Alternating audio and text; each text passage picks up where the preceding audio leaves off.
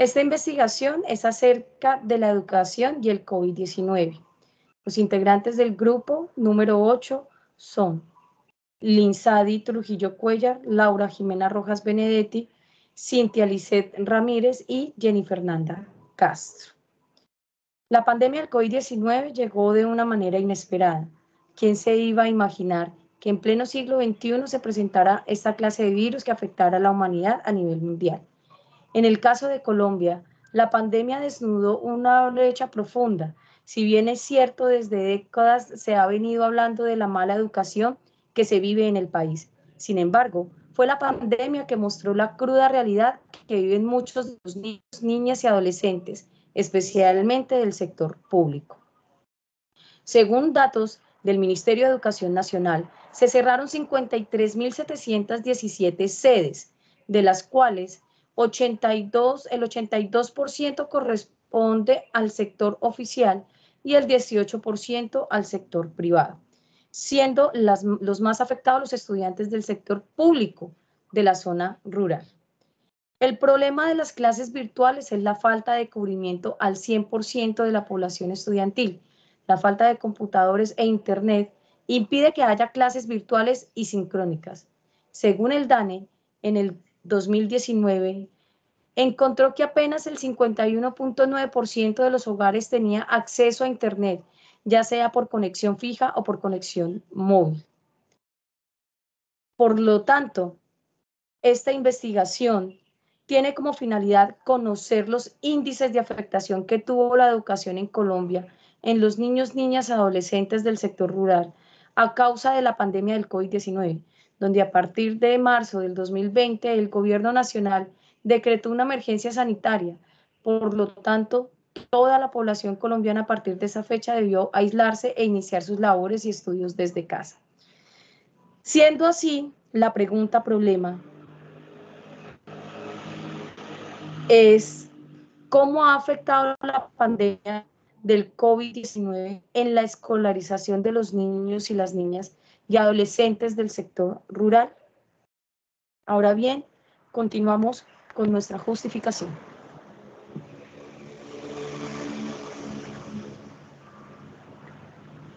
El trabajo social como profesión cumple un papel muy importante en el desarrollo de esta investigación, en la que se pretende no solo detectar falencias, sino que además darle solución a cada una de ellas, siendo estas unos agentes que deterioran la calidad de la educación de los niños y adolescentes en Colombia. Si bien sabemos, la pandemia producida por el COVID-19 es algo sin precedentes desde el desarrollo de las grandes tecnologías en telecomunicaciones y el mundo no estaba preparado para responder ante una amenaza como esta. Podemos decir que de una u otra manera la conexión fue un agente vital para que el ser humano sostuviera durante el tiempo de la cuarentena, tratando de comprender lo que estaba sucediendo y buscando que su rutina de vida no se viera tan afectada. Aún así podemos ver que hubo muchas personas que pasaron necesidades por no tener acceso a la comunicación de esta índole.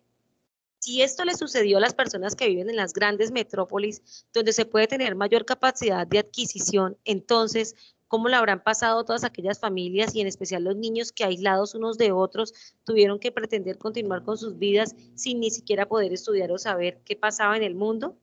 Y es allí donde nuestra pregunta problemática involucra la labor del trabajador social, ya que nosotros como agentes generadores de cambio, como profesionales que trabajan para que el individuo y su entorno estén en completa armonía y que busca que cada uno de nosotros forme parte de este engranaje de una manera productiva y que llegue a hacer que las cosas sucedan por medio de los estudios de casos, por medio de la detección de las necesidades y de las falencias en las que viven las personas en el sector rural y asimismo brindando primero que todo las herramientas de conocimiento, seguida de las herramientas legales y tangibles a las que tenemos derecho de acceder y con las que todas las familias pueden lograr las garantías de accesibilidad y si se empoderan a las personas e involucrándolas con organizaciones que trabajen en pro de los derechos humanos, ya que cuando el individuo conoce sus derechos y entiende el entorno de sus derechos, ya comienza a cuestionar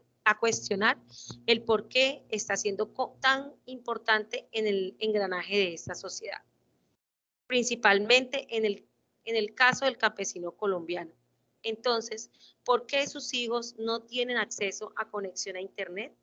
¿Por qué no tienen las garantías de la educación? ¿O por qué si ellos forman parte de esta sociedad, sus necesidades no son una prioridad? Todas estas interrogantes le dan el campo de acción para que el trabajador social se convierta en un garante en el proceso de empoderamiento, de gestión y conformación de comités de veedores de derechos, entre otras organizaciones que pueden surgir y que ayuden a garantizar que los niños, niñas y adolescentes del sector rural puedan llegar a entender todas las herramientas necesarias para que continúen estudiando. Continuamos, compañera.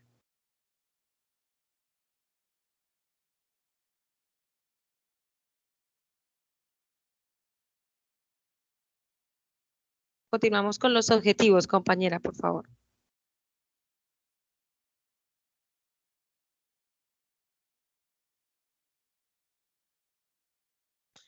Objetivos. Objetivo general.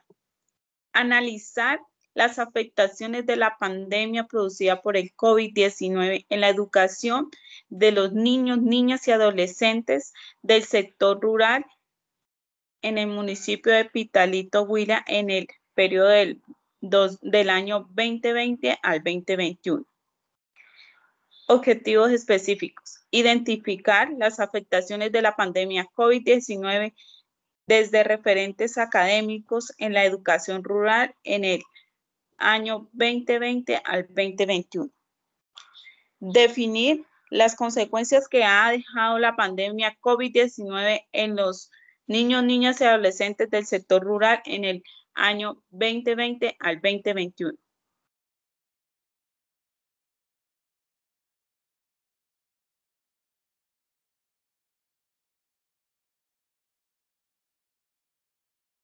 Dentro del marco histórico tenemos la historia de Colombia se ha visto atravesada por varias circunstancias y acontecimientos de carácter histórico que han permitido distintos cambios en los diferentes planos sociales, económicos, políticos, entre otros.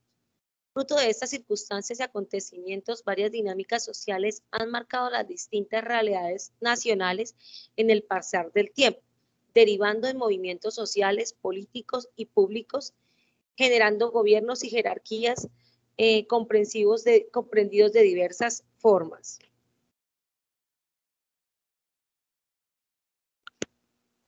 Dentro del proceso del marco histórico normativo en Colombia, tenemos la gran reforma que se generó en el área educativa a inicios del siglo XX y el siglo XIX. Esto se dividió en varias etapas. Desde 1819 comenzamos con las reformas propuestas y ejecutadas por Santander, que en 1840 con el gobierno de Ospina y el gobierno de Herrán se dan nuevas reformas a partir del nivel educativo. A partir de 1849 son atravesadas por los partidos políticos y hasta 1886 es el Partido Liberal en el Plan Núñez el que respaldado por la Constitución del mismo año y el concordato de 1887 y el medio del proyecto regeneraron un nuevo plan que se llama Plan Cerda, en el que se soportó después de la Guerra Civil de 1895 y la Guerra de los 1000 días, que fue de 1899 a 1902. Dentro del génesis y desarrollo del sistema educativo en Colombia en el siglo XIX, es particular y genuino alrededor de los que también surgieron en Iberoamérica, caracterizados por los procesos de independencia. Colombia no es ajena y empieza con las reformas de quienes hicieron parte del proceso libertador y se desarrolla de acuerdo en el contexto de una sobremanera que impactó en los partidos políticos creados en 1849.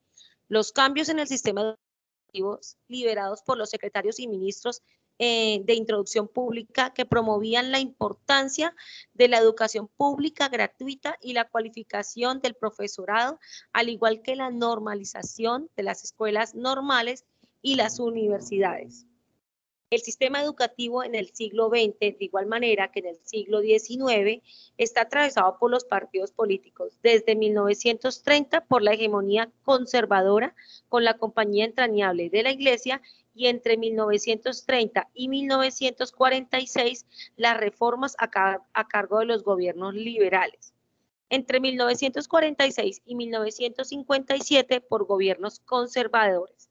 La época de la violencia y el gobierno militar de general Gustavo Rojas Pinilla entre 1958 y 1990, y allí que surjan las nuevas políticas del Frente Nacional y los gobiernos del siguiente en donde prevalecía la voz del docente. En este caso se le da un valor importantísimo a la opinión del docente a nivel educativo y se hace visible a través de los sindicatos que desde luego conforman el Estatuto 2277 de 1979 y el fortalecimiento al movimiento pedagógico. Continuamos, compañera. Marco normativo. En Colombia existe un derecho primordial y fundamental para el desarrollo intelectual del ser humano, el cual es la educación. Mediante los siguientes enunciados se rige en la Constitución Política la Ley 115 de febrero 8 de 1994, en el que decreta en su artículo 64 fomento a la educación campesina. En el artículo 65, proyectos institucionales de la educación campesina.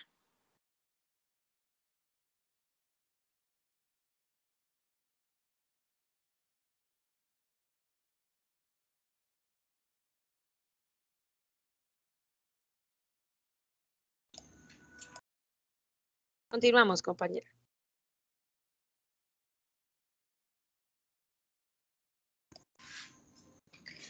Bueno, como marco teórico, en el marco teórico tenemos la pandemia de enfermedad por coronavirus COVID-19 ha provocado una crisis sin precedentes en todos los ámbitos. En la esfera de la educación, esta emergencia ha dado lugar al cierre masivo de las actividades presenciales de instituciones educativas en más de 190 países con el fin de evitar la propagación del virus y mitigar su impacto. La Comisión Económica para América Latina y el Caribe ha planteado que incluso antes de enfrentar la pandemia, la situación social en la región se estaba deteriorando debido al aumento de los índices de pobreza y de pobreza extrema, la persistencia de las desigualdades y un creciente descontento social. En este contexto, la crisis tendrá importantes efectos negativos en los distintos sectores sociales, incluidos particularmente la salud y la educación, así como en el empleo y la evolución de la pobreza. Por su parte, la UNESCO ha identificado grandes brechas en los resultados educativos que relacionan con una desigualdad distribución de los docentes en general y de los docentes mejor calificados, en particular un desmedro de países y regiones con menos ingresos y de zonas rurales, las que suelen encontrar además a población indígena y migrante.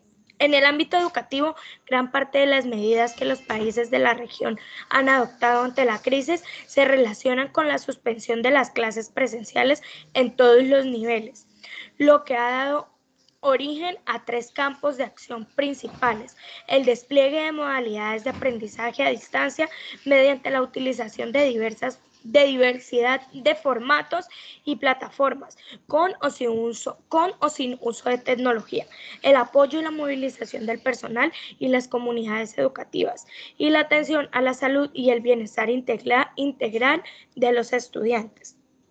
El objetivo de este documento es visibilizar la diversidad de consecuencias que estas medidas tendrán sobre las comunidades educativas a corto y mediano plazo, así como plantear las principales recomendaciones para sobrellevar el impacto de la mejor manera posible, proyectando oportunidades para el aprendizaje y la motivación en la educación posterior a la pandemia.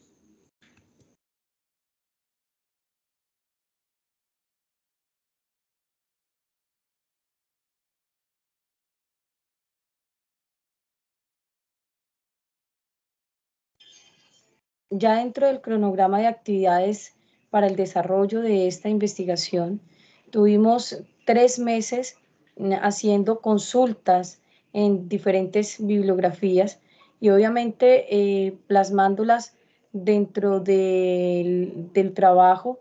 Iniciamos con el planteamiento del problema en el mes de septiembre, justificación, pregunta problemática y objetivo general en sus fechas establecidas, en el orden como los mencioné, el 4 de septiembre, 6 de septiembre, el mismo 6 de septiembre trabajamos la pregunta problema y el 7 de septiembre trabajamos lo que fue el objetivo general y los específicos.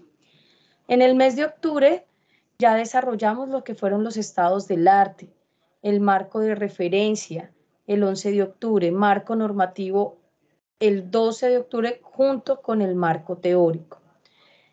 Y en noviembre ya se hicieron los ajustes en la justificación el 20 de octubre, perdón, el 20 de noviembre, ajustes de planteamiento del problema también el 20 de noviembre, ajuste en marco de referencia el 21 de noviembre, ajuste en marco normativo y marco teórico 22 de noviembre. Introducción y presupuesto se desarrolló el 10 de noviembre. Continuamos, compañera.